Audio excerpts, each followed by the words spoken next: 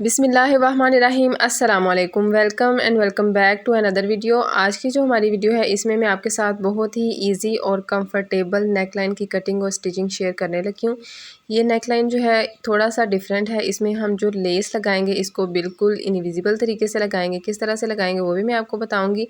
और इसमें कुछ चीज़ें हैं इस नेकलाइन को बनाने के लिए कि अगर इस तरीके से हम इसको बनाएंगे तो नेकलाइन बहुत ही अच्छी बनेगी, बिल्कुल परफेक्ट बनेगी। अगर आप बिगनर्स हैं तो वीडियो को फुल वॉच कीजिएगा, और अगर आप बिगनर्स नहीं तो तब भी वीडियो को फुल देखिएगा ताकि सारे स्टेप आप अच्छे से समझ जाएं। अब मैंने जो शोल्डर यहाँ पे रखा है वो डबल में इस तरह से ना 8 इंच है और सिंगल में होगा तकरीबन 16 इंच तक। ठीक है, 16 इंच से 2 पॉइंट कम तक है। तो ज़्यादा शोल्डर ना 8 इंच तक ही होते हैं, इससे ज़्यादा नहीं होते। जो भी आपका शोल्डर का माप होगा ना, ठीक है, ऊपर से आपने माप करके कटिंग कर लेनी है आर्म होल की। इसके बाद आपने यहाँ से जो भी आपका साइज़ है यहाँ से आपने 1 इंच और 5 पॉइंट तक मार्किंग करनी है। ठीक हो गया। इसके बाद इसकी लेंथ हमने यहाँ पे रखनी है 12 इंच तक। ठीक है, 12 इंच, और अगर आपने थोड़ी सी ज़्यादा रखनी है तो 13 इंच तक रख लें, इससे ज़्यादा आपने नहीं करनी। ठीक हो गया। इसके बाद इसकी जो हमने बनानी है ना शेप, ठीक है, उस शेप को हमने बिल्कुल सीधा कट नहीं करना। किस तरह से कट करना है वो भी मैं आपको दिखाती हूँ। ये देखें कि इस तरह से ना आपने पहले रख के इसकी कर लेनी है मार्किंग। ठीक है, मार्किंग करने के बाद फिर दोबारा से आपने इसको ना थोड़ी सी गुलाई देनी है। किस तरह से वो भी मैं आपको बताती हूँ। पहले ऊपर से गुलाई दीजिएगा या जिस तरह से भी आप कंफर्टेबल हैं उस तरह से ना आप इसकी गुलाई दें, और जो शेप आपको अच्छी लगे कि इस तरह से इसकी शेप जो है वो अच्छे से सेट हो रही है उस तरह से आप ना इसकी शेप सेट कर लें।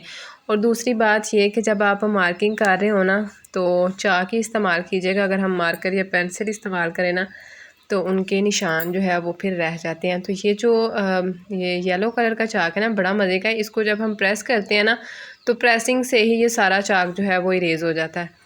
और ब्लू कलर का जो चाक है उसका सीन नहीं है, वो वैसे ही रहता है, लेकिन ये साथ ही अरेज हो जाता है। अब ये देखें जी, ये जो बड़ी नेक है इसकी हमने कर ली है कटिंग। कटिंग करने के बाद अब हमने इस पे लगानी है बुकरम।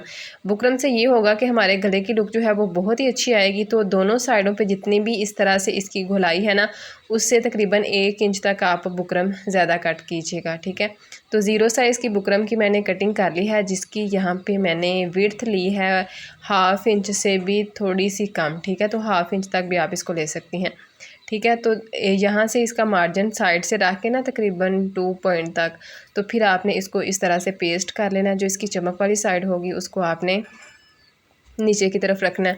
अच्छा जी, मैं ये वाली नेकलाइन बना रही हूँ लॉन के ड्रेस पे। आप किसी भी फैब्रिक के ऊपर इसको बना सकते हैं। ठीक है, जो भी आपको फैब्रिक अच्छा लगे या जिस भी सीज़न में आप बना रही हैं इसको बना लीजिएगा। बहुत ही अच्छी ये वाली नेकलाइन लगती है और बहुत ही डिसेंट सी, क्योंकि गर्मियों के जो ड्रेसेस होते हैं ना तो हमें होता है कि थोड़ी सी उसके ऊपर ना हम एम्ब्रॉयडरी कर लें या की नेकलाइन जो है वो थोड़ी सी स्टाइलिश बना लें, तो वो ये बहुत ही प्यारा डिज़ाइन है। आप इसको ज़रूर ट्राई कीजिएगा।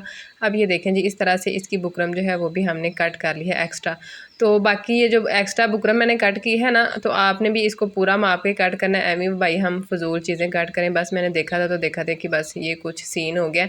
बाकी मेरा बड़ा दिल जो है ना वो होता है इस तरह से कि मेरी चीज़ें जो हैं वो वेस्ट ना जाएँ। अब ये जो मैं बनाती हूँ ना कलफ वाला पानी, तो वही बना के इसको टैप टैप करके आपने यहाँ पे इस तरह से लगा के, और ये जो एक्स्ट्रा फैब्रिक होगा इसको ऊपर की तरफ फोल्ड कर लेना है और अच्छे से इसको प्रेस कर लेना। बड़ी मज़े की ये वाली जो मैंने पानी वाला ग्लू बनाया ना, बड़ा मज़े का, ज़रूर इसको ट्राई कीजिएगा।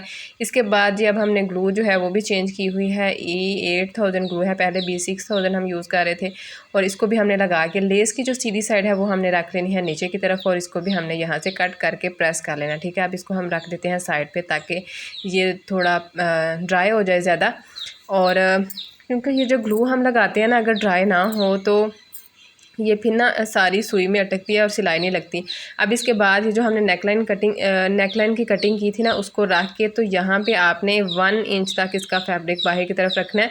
मैंने 2.5 इंच तक रखा है, तो बाद में मुझे इसकी कटिंग करनी पड़ी है, तो इस बात का भी आपने ख्याल रखना है। बाकी कोई मसला नहीं है कि मैं चीज़ें जो हैं वो आपके साथ बना के शेयर करती हूँ, और जो चीज़ जो है वो मुझे लगे कि इस तरह से इसको करना है वो भी मैं साथ शेयर कर देती हूँ ताकि आपका भी टाइम जो है वो थोड़ा सेव हो। इसके बाद नेकलाइन की लेंथ और विड्थ रखी है मैंने यहाँ पे 4 इंच तक, और यहाँ पे एक निशान लगा के इसके बाद आगे का निशान जो है वो हमने इस तरह से टेढ़ा लगाना है 2.5 इंच का या 2 इंच का।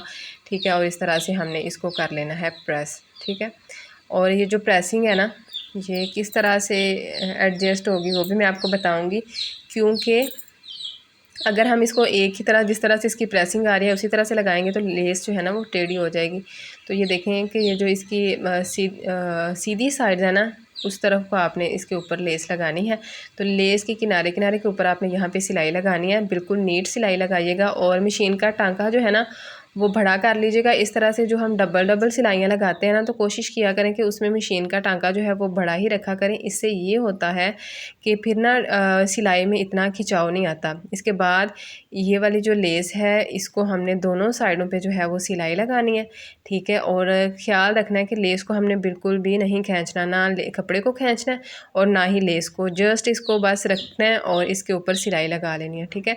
तो जितनी हमारी ये वाली सिलाई नीट होगी ना, ऊपर वाली सिलाई भी उतनी ही नीट आएगी। किस तरह से अभी मैं आपको बताती हूँ। अब देखेंगे ये जो हमने पहले सिलाई लगाई थी ना, उसी सिलाई के ऊपर हमने दोबारा से सिलाई लगानी है, ठीक है। ये देखें इस तरह से एक सिलाई मैंने लगा लिया, दूसरी लगा के दिखाती हूँ कि ये देखें इस तरह से आपने इसको फोल्ड करना है। फोल्ड करने के बाद हमने इसके ऊपर चला लेनी है यहाँ पर सिलाई।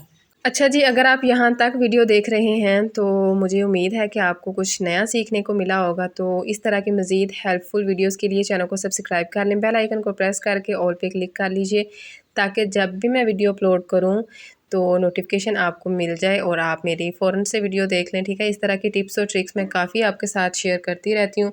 अगर आपने मेरे चैनल की बाकी वीडियोज़ को विज़िट नहीं किया तो बाकी वीडियोज़ को भी ज़रूर विज़िट करें, क्योंकि वो सब आपके लिए बहुत ही ज़रूरी हैं, ठीक है। जो बिगनर्स हैं ना, तो उनसे यही मैं कहूँगी कि आप मेरी तकरीबन पिछली स्टार्टिंग की वीडियो ज़रूर देखें, क्योंकि जिस तरह से मैंने स्टेप बाय स्टेप सीखा है आप भी उसी तरह से स्टेप बाय स्टेप सीखें। कोई भी इंसान सीखा सिखाया नहीं आता, सारे इसी तरह से आहिस्ता आहिस्ता सीखते हैं, ठीक है।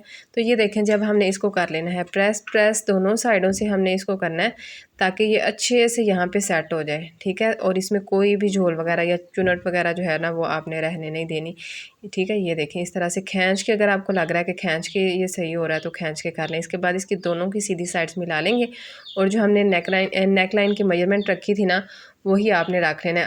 अब नेक की लेंथ और विड्थ रखी है 4 इंच तक, यहाँ से हमने इसकी कर लेनी है मेजरमेंट और इसके ऊपर अब हमने कटिंग करनी है। पहले कटिंग नहीं करनी, वो जस्ट मैंने आइडिया के लिए कटिंग की थी ताकि हमारी लेस जो है ना वो ज़्यादा वेस्ट ना हो। इसके बाद यहाँ पे भी देखें कि इसको हमने उठा के यहाँ पे एक पीस को तो फिर कट करना है, ठीक है। दोनों को इकट्ठा नहीं कट करना, क्योंकि लेस जो है ना यहाँ से फैब्रिक जो है वो थोड़ा गफ में आ जाता है, थोड़ा मोटा हो जाता है। तो ये ना हो कि इसका फैब्रिक कट हो जाए, ठीक है। इस बात का आपने ख्याल रखना है, क्योंकि जब सीज़र चल रही होती है तो इसको दबाव जो है ना वो आगे की तरफ भी आ जाता है। तो बताने का मकसद ये होता है कि जो बिगनर्स हैं ना वो इन चीज़ों का भी ख्याल रखें। बुकरम की लेंथ और विड्थ आपने सेम इतनी ही रखनी है, ठीक है। और अगर गला आपने चौड़ाई में कम करना है ना तो आप 3.5 इंच तक रख लें, मैंने 4 इंच तक रखा था, ठीक है। इससे कम आपने नहीं करना। और बाकी क्या बताने लगी थी मैं, एक और चीज़ यहाँ पे पता नहीं क्या बताने लगी थी। अच्छा चलें ठीक है। अब ये देखें कि इसको ना हमने यहाँ पे इस तरह से कर लेना है कट दरमियान से, और बैक साइड की तरफ ना इसको हमने यहाँ पे पेस्ट करना है और यहाँ पे भी ना 2 पॉइंट का मार्जिन रख के फिर हमने इसको यहाँ पे प्रेस करना है। और ये जो इसकी लंबाई वाली साइड है ना, लंबाई वाली साइड पे भी हमने इसके ऊपर तकरीबन 1/2 इंच की बुकरम लगानी है, ठीक है। तो सीधी पट्टियाँ ही कट की हैं मैंने। अब इस साइड पे ना हमने इस पे लगा लेनी है ग्लू लगा के आपने इसको पेस्ट करना है। और ये जो हमने नेक लाइन की कटिंग की थी ना, तो उसी हिसाब से हमने ना इसका एक गला कट कर लेना फैब्रिक का, क्योंकि इसी के साथ हमने नीचे की तरफ फैब्रिक लगाना है। अगर आपने सेम ये जो सिंपल फैब्रिक होगा उस तरह का कपड़ा लगाना है तो वो भी लगा लीजिएगा, ठीक है। तो मेरे पास ये था तो मैंने इसी को लगा लिया, क्योंकि ये बैक साइड की तरफ फोल्ड हो जाना, कोई इतना नज़र वगैरह नहीं आना। इसके बाद हमने यहाँ पे एक सिलाई लगा लेनी है फैब्रिक को बाहर की तरफ निकाल के, ताकि अच्छे से ये यहाँ पे सिक्योर हो जाए, ठीक है। इसके बाद हमने इसको यहाँ पे इस तरह से प्रेस करके हैंड स्टिच कर लेना दोनों साइडों को, ठीक है। और यहाँ पे देखें कि ये जो इसका एक्स्ट्रा फैब्रिक है ना, इसको अब हमने फोल्ड करके ग्लू लगा के और अच्छे से प्रेस कर लेना, ठीक हो गया। अच्छा, वॉइस ओवर जो है ना 3-4 दिन के बाद जब हम करें ना तो ब्लेंडर्स जो हैं वो हो जाते हैं। तो अगर किसी चीज़ की आपको समझ ना आए तो मुझे कमेंट बॉक्स में पूछ लीजिएगा। और ये देखें जी, इस तरह से दोनों साइड्स जो हैं वो बिल्कुल नीट यहाँ पे हो चुकी हैं। अब यहाँ पे हमने दोबारा से इस पर ग्लू लगानी है, और ख्याल रहे कि ये जो ग्लू है ना बिल्कुल किनारे पे हमने इसको नहीं लगाना, थोड़ा सा ना इसको आप साइड पे लगाइएगा, क्योंकि किनारे के ऊपर आनी होती है सिलाई। तो अगर हम इसको सिलाई के ऊपर ही लगा लेना तो ये जो ग्लू है ना वो चिपकने लग जाती है। सर्दियों में तो इतना इशू नहीं होता, तो गर्मियों में शायद पता नहीं क्यों ये ग्लू जो है वो इतनी चिपकने लग जाती है, जल्दी या मेल्ट हो जाती है, या पता नहीं क्या सीन है। लेकिन आप ना इसको चाहे गर्मी हो या सर्दी हो तो थोड़ा सा ना पीछे ही लगाया करें, ताकि मशीन में भी किसी तरह का मसला जो है वो ना हो। इसके बाद ये देखें जी, इसकी जो सीधी साइड थी लेस की वो मैंने नीचे की तरफ रखी थी, कॉर्नर पे इसको कट लगा के अच्छे से एडजस्ट कर लिया था। अब इस पर हमने लगानी है पट्टी, तो इस तरह से डबल फोल्ड पट्टी हम एक कट कर लेंगे, तकरीबन 2 इंच की चौड़ाई होनी चाहिए। और लंबाई जो है वो हमने जो है वो अपनी नेक लाइन के अकॉर्डिंग रखनी है, और नेक लाइन यहाँ से हम रखेंगे 7.5 इंच तक खुली, ठीक है। तो गला हमने छोटा रखा था पहले, और क्योंकि हमने इसको यहाँ से खुला भी रखना था। अब ये जो नेक लाइन हमने कट की थी ना, इसी को सेंटर में रखेंगे और यहाँ पे इसको सेट कर लेंगे, ठीक है। अब देखेंगे एक साइड से ना थोड़ा सा फैब्रिक कम हो रहा था, तो इसको मैंने यहाँ पे सेट कर लिया। तो इस नेक लाइन को रख के आप बनाइएगा, बहुत ही अच्छे से जो है वो नेक लाइन सेट हो जाएगी। सिलाई लगा के हमने लेस को कर लेना है यहाँ पे सिक्योर। अगर हम इस पे सिलाई नहीं लगाएंगे तो जो हमारी लेस है ना वो एक वाश से ही जो है वो निकल जाएगी। अब यहाँ पे हमने रखना है ये वाला जो एक्स्ट्रा फैब्रिक कट किया हुआ था, और इसको रख के हमने यहाँ पे इसकी चला देनी है सिलाई। पहले मैं ना इसको यहाँ से ही जो है वो सिलाई लगाने लगी थी, लेकिन ना आपने ऐसे नहीं करना, हम ऊपर से ही इसकी सिलाई लगाएंगे, क्योंकि पहली सिलाई भी हमने ऊपर से ही लगाई थी। तो जब हम ऊपर से लगाएंगे ना तो जो इसका हमने कट रखा था वो बिल्कुल जो है ना वो सेट आएगा, कोई भी उसमें फ़र्क नहीं आएगा, ठीक है।